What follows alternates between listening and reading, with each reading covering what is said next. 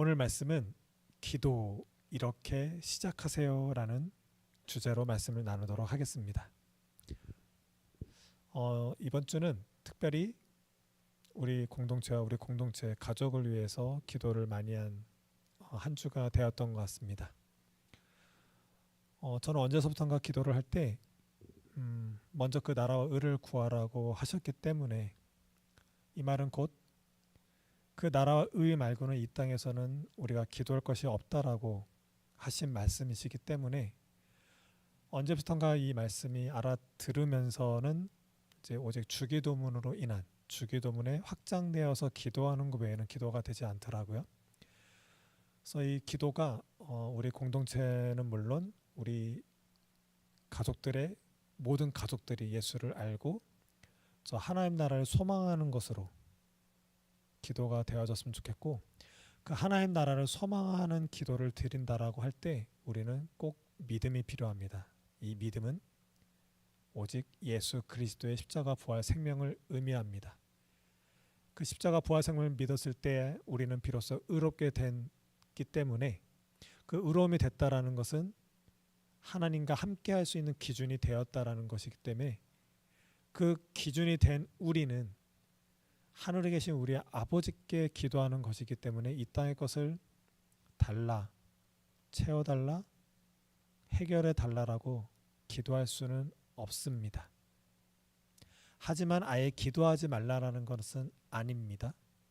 우리가 예배편에서 한번 말씀을 드렸었는데, 믿음의 기도는 오직 십자가 부활 생명으로 말미암는 하나님 나라밖에는 없습니다.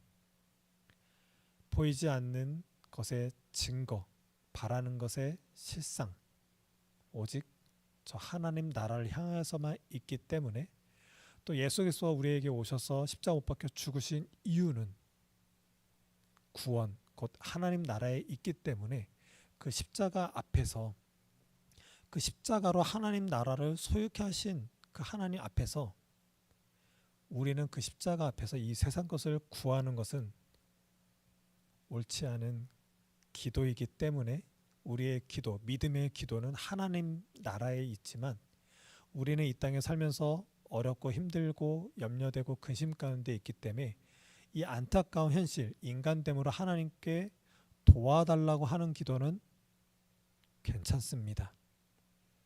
우리의 아버지께 징징대는 거 올바른 기도입니다. 하지만 거기까지입니다. 내가 징징대면서 해결되기를 믿습니다. 믿음의 기도 아닙니다. 어떤 물질을 이만큼 주세요 하는 거 주실 줄 믿습니다. 믿음의 기도 아닙니다. 이 땅에 무엇이 해결되고 취업이 되고 노후 대책과 우리 자녀 기도 어떻게 되기를 믿습니다. 믿음의 기도 아닙니다. 그래서 우리는 하나님께 기도할 때 무엇이 믿음의 기도이고 믿음의 기도를 드린다라는 것과, 또 믿음은 기도는 아니지만 우리가 아버지께 나아가 떼쓰고 탄식하고 또 그렇게 요구하면서 우리의 연약함을 드리는 것은 매우 좋다라는 것입니다. 그래서 우리는 말씀을 통해서 믿음의 기도가 무엇인지를 계속 밝혀나가고 구분되어져서 또 분리되어져서 이 땅에서 구별됨으로 하나님께 나아가 기도할 필요가 있습니다. 오늘은 이 모든 것의 기초가 되는 기도에 대해서 한번 나누도록 하겠습니다. 여러분, 기도란 무엇일까요? 대부분 이 질문 앞에선 대화라고 얘기합니다. 힌트를 드리겠습니다. 우리 안경이 있고 카메라가 있고 현미경이 있습니다. 또 플러그인가요? 가 있고 자동차 키가 있습니다. 얘네 공통점은 무엇일까요? 저도 제 안경을 끼고 있고 현미경, 망원경, 얘네들 공통점은 무엇일까요? 얘네들 공통점은 초점 맞춘다는 데 있습니다. 안경도 제 눈에 도수가 잘 맞아야 사물이 잘 보이겠죠. 카메라도 그렇고 현미경도 그렇고 망원경도 그렇고, 또 우리가 전자제품을 쓸 때도 코드 잘 꽂아야 됩니다. 자동차 키도 잘 꽂아야 시동이 걸려서 차 운행을 할 수가 있습니다. 다 초점을 맞춘다라는 것입니다. 오늘 질문, 기도란 무엇일까요? 초점 맞추기입니다. 오늘의 말씀의 가장 큰 핵심 주제는 바로 초점 맞추기입니다.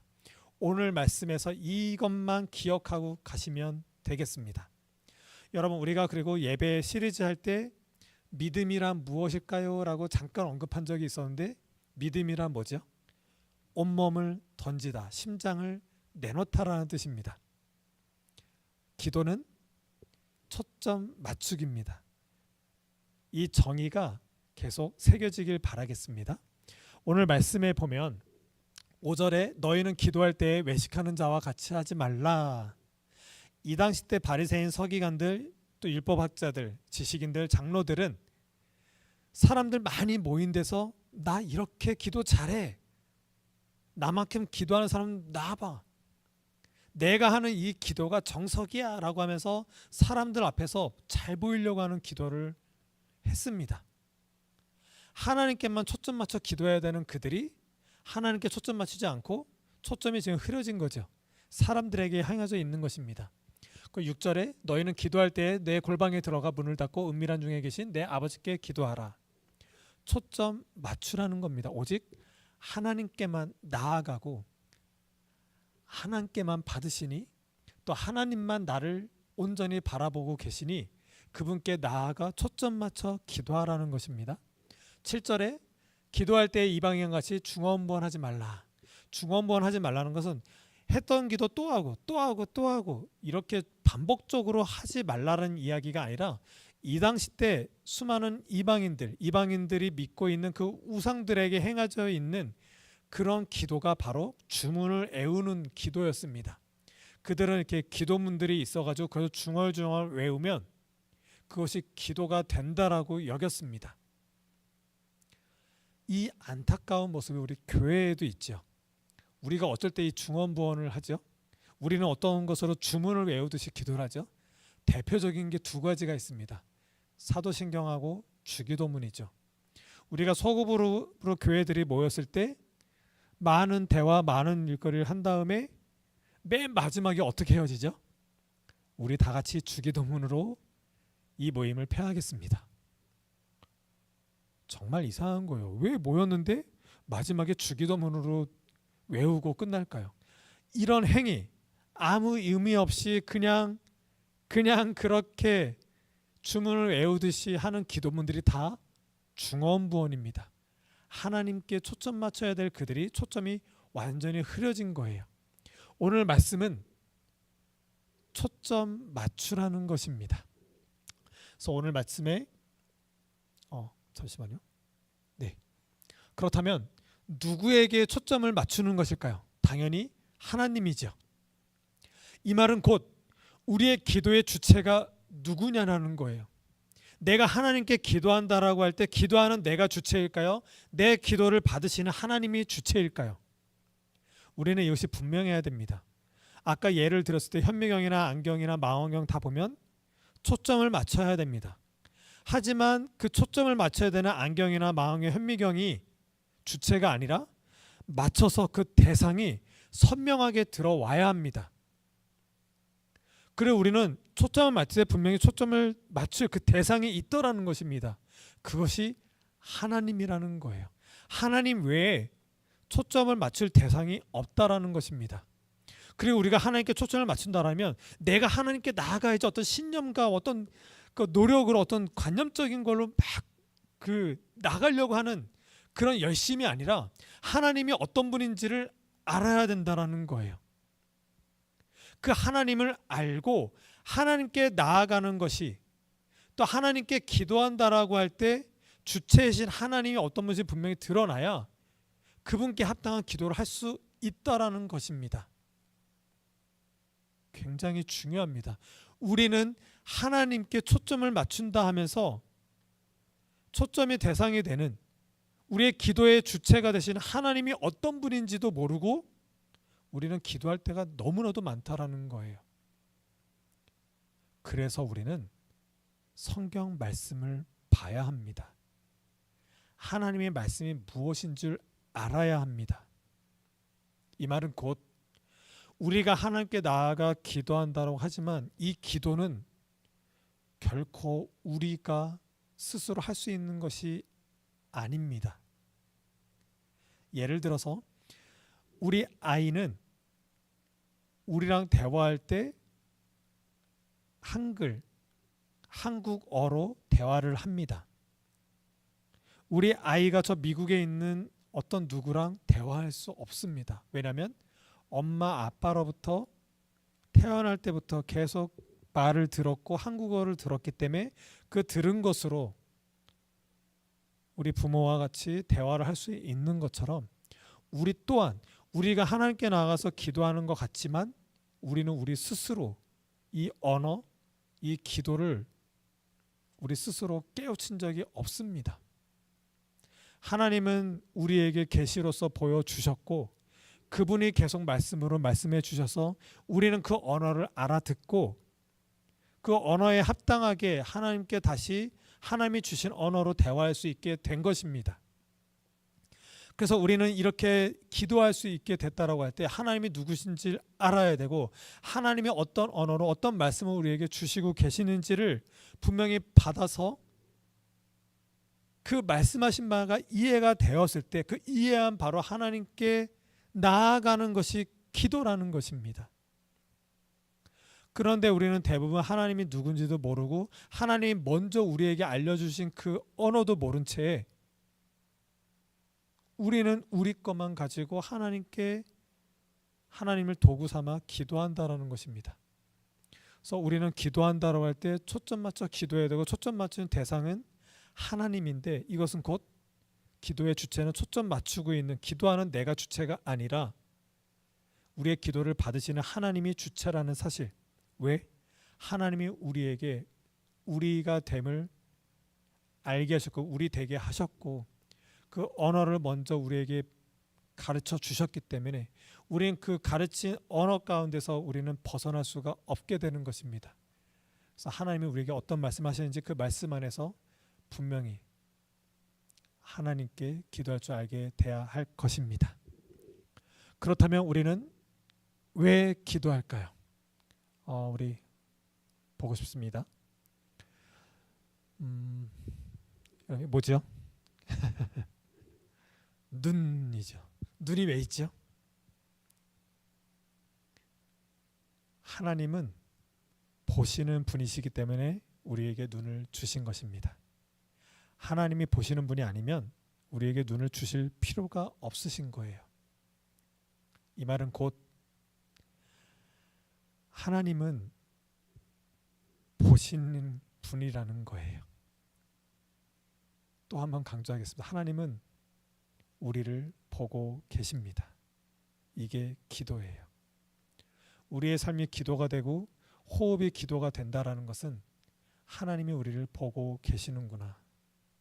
한번 보고자 했을 때 그 보고 있는 그곳에서 한눈 팔거나 다른 데로 그 시선을 옮기지 않으시는구나.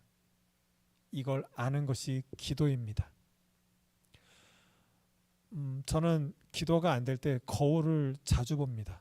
저는 제 얼굴 보는 거 되게 힘들어하는데 뭐 농담 삼아 얘기하지만 어떤 누구들은 이렇게 막 세수하고 남자들 막 머리 감고 거울 딱 보면 자기가 그렇게 잘생겨 보일 때가 있대요. 저는 한 번도 그런 경험을 한 적이 없어요.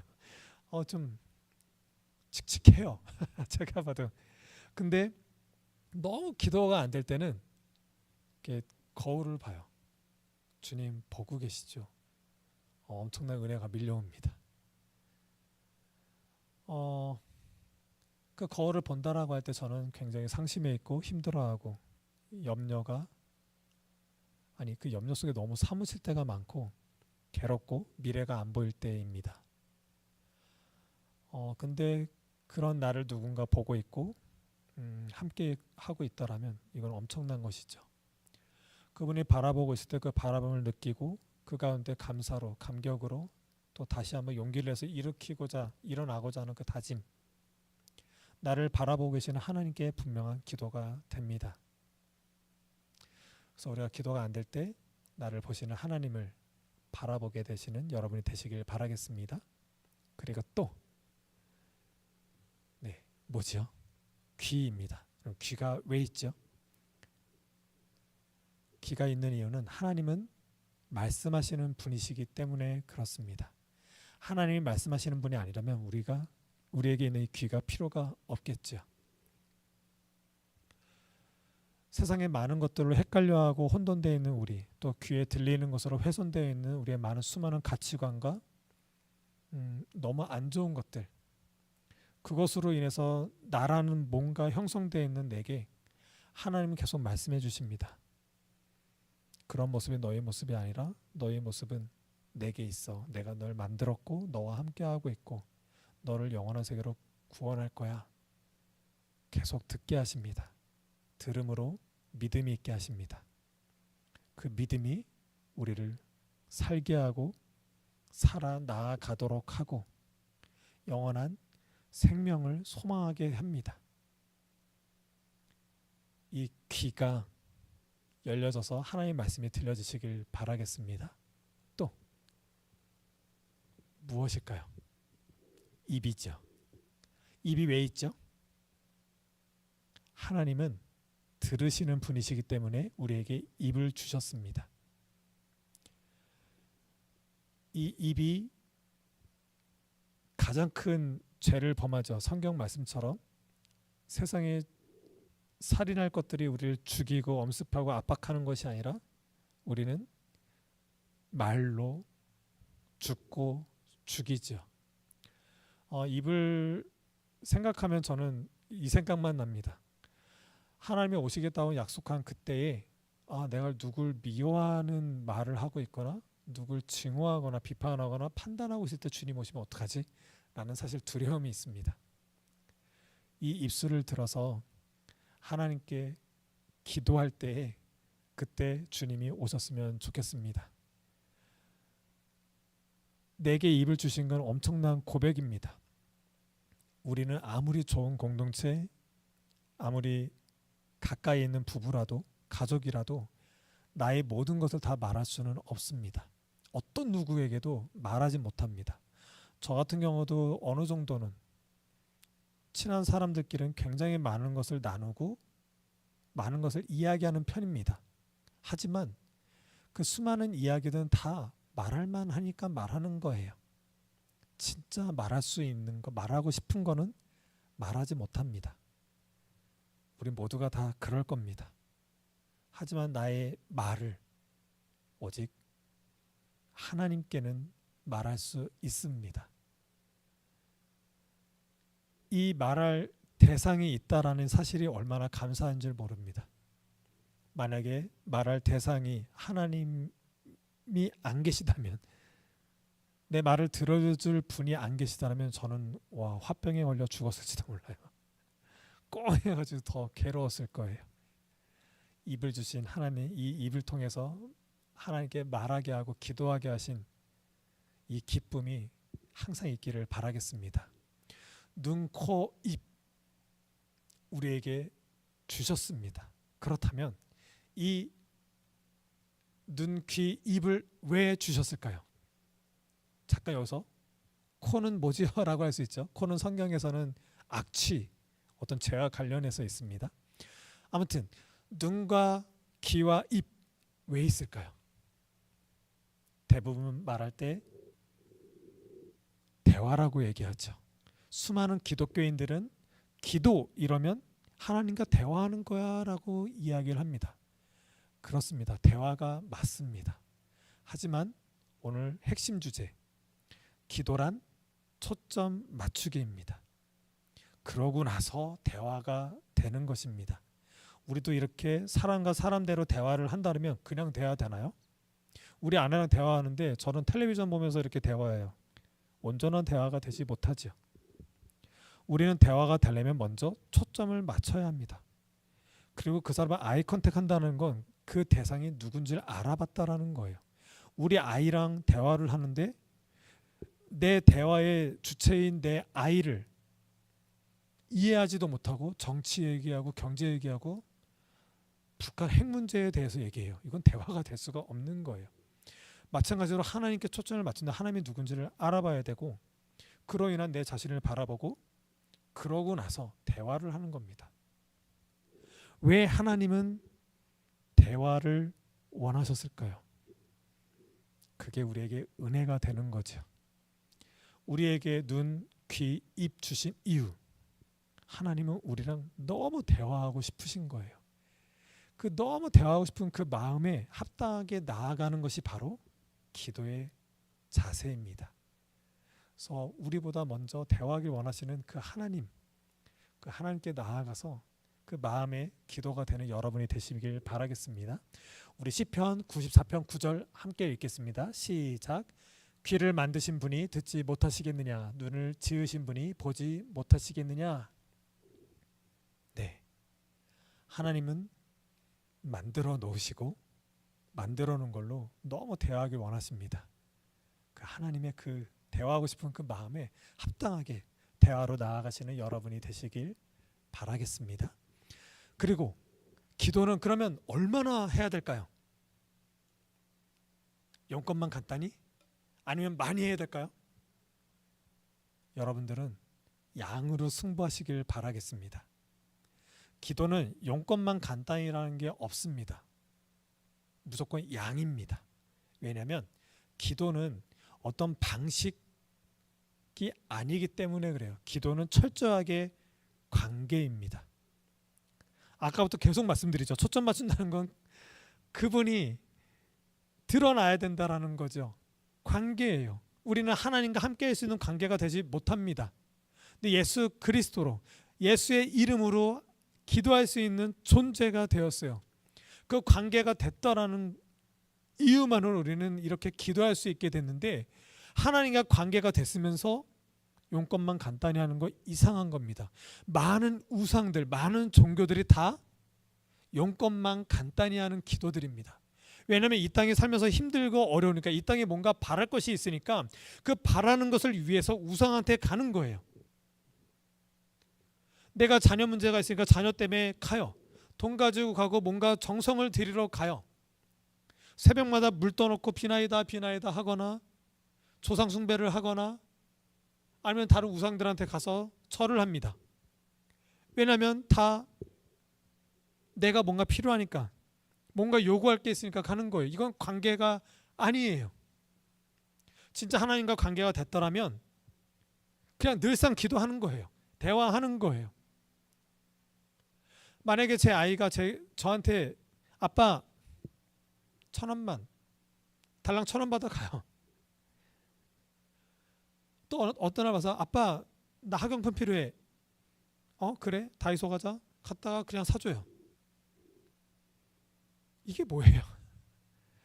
저는 우리 아이가 학교를 다녀오면 학교에서 어떤 일이 있었는지, 친구랑 무슨 대화를 했는지, 또 가끔 엄마랑 무슨 대화를 했고 어떤 생각을 하고 있는지, 어떤 감정 가운데 있는지, 또 수많은 일거리 또 세상 속에서 살면서 이 아이랑 계속 너무 대화하고 싶은 거예요.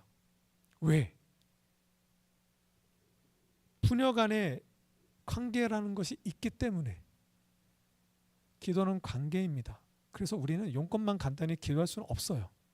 양으로 승부하는 것이 우리 기도입니다. 예수님처럼 쉬지 말고 기도하라. 그리고 어떤 상황 가운데, 어떤 역사 가운데 있더라도 항상 하나님의 뜻 가운데 있으려고 아버지 뜻대로 하면서 아버지 항상 기도했던 예수님처럼 우리는 양으로 승부한다는 것은 관계로 나아간다는 것입니다. 우리의 기도는 이렇게 관계로 이루어져야 할 것입니다. 그렇다면 왜 예수님의 이름으로 기도할까요? 여기 어디죠? 은행입니다. 대부계예요. 우리가 세상 속에서 은행 가서 뭔가 요구할 때는 우리의 담보나 어떤 신용을 제공하고 우리가 얻을 것들을 받게 됩니다. 우리가 하나님 나라를 소유하게 됐다라는 것, 우리가 정말 하나님 나라를 받기 원한다면 조건은 하나밖에 없습니다. 오직 예수 그리스도밖에는 없습니다. 우리 요한복음 16장 23절 우리 다 같이 한번 읽어볼까요? 시작. 그날에는 너희가 아무것도 내게 묻지 아니하리라. 내가 진실로 너희에게 이르노니 너희가 무엇이든지 아버지께 구하는 것을 내 이름으로 주시리라. 또 오해하지 말 것은 무엇이든지라고 하니까 이 땅에 막 무엇인가를 얻을 게 있으면 예수의 이름으로 기도해야지 하면 하나님 다 들어주실까? 또 이렇게 오해하시면 안 됩니다. 다 하나님 나라에 초점이 맞춰져 있습니다. 우리는 이 땅에서 하나님을 알아볼 수 있는 존재도 못했고 하나님을 안다 그래서 우리가 그냥 기도했다고 하나님이 다 들어주시는 거 아니었습니다. 하나님이 우리를 구원하신 방법, 당신 아들 예수 그리스도의 십자가 부활 생명으로 그것을 믿음으로 말미암아 그 이름에 합당한 존재가 되었을 때 우리는 예수의 이름으로 아버지께 기도할 수 있는 존재가 되었습니다.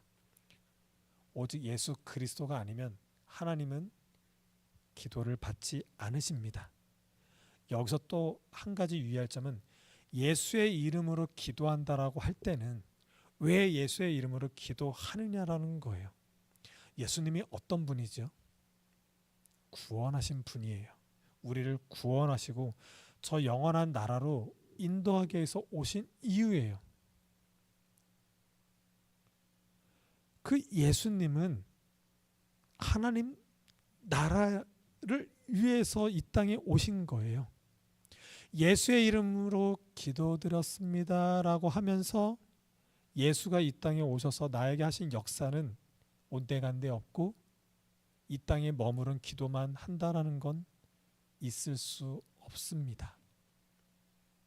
그래서 우리는 먼저 그 나라와 의를 구해야 되고 기도하지 못하고 기도할 줄 모르고 어떻게 어디서부터 기도할지 모르는 우리에게 제자들처럼 기도를 가르쳐 주셨습니다.